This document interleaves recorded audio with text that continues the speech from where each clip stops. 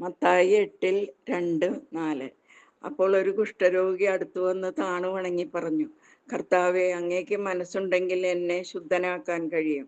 യേശു കൈനീട്ടി അവനെ സ്പർശിച്ചുകൊണ്ട് അരുളി ചെയ്തു, എനിക്ക് മനസ്സുണ്ട്, നിനക്ക് ശുദ്ധി വരട്ടെ. തൽക്ഷണം കുഷ്ഠം മാറി അവന് ശുദ്ധി വന്നു. മത്തായി 8:16. സായാഹ്നമായപ്പോൾ അനേകം പിശാചു ബാധിതരെ അവർ അവൻ്റെ അടുത്ത് കൊണ്ടുവന്നു. അവൻ അശുദ്ധാത്മാക്കളെ വചനം കൊണ്ട് പുറത്താക്കുകയും എല്ലാ രോഗികളെയും സുഖപ്പെടുത്തുകയും ചെയ്തു. മത്തായി 21.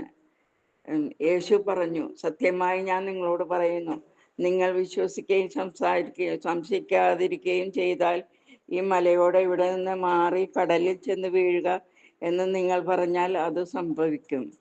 വിശ്വാസത്തോടെ പ്രാർത്ഥിക്കുന്നതെല്ലാം നിങ്ങൾക്ക് ലഭിക്കും.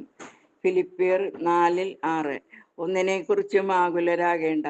പ്രാർത്ഥനയിലൂടെയും അപേക്ഷയിലൂടെയും കൃതജ്ഞതാസ്തോത്രങ്ങളോടെ നിങ്ങളുടെ യാചനകൾ ദൈവസന്നിധിയിൽ അർപ്പിക്കുവിൻ.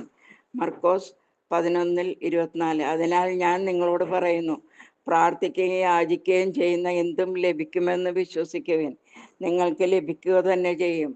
നിങ്ങൾ പ്രാർത്ഥിക്കുമ്പോൾ നിങ്ങൾക്ക് ആരോടെങ്കിലും വിരോധമുണ്ടെങ്കിൽ അത് ക്ഷമിക്കുവിൻ. അപ്പോൾ സ്വർഗത്തിലുള്ള നിങ്ങളുടെ പിതാവ് നിങ്ങളുടെ തെറ്റുകൾ ക്ഷമിക്കും.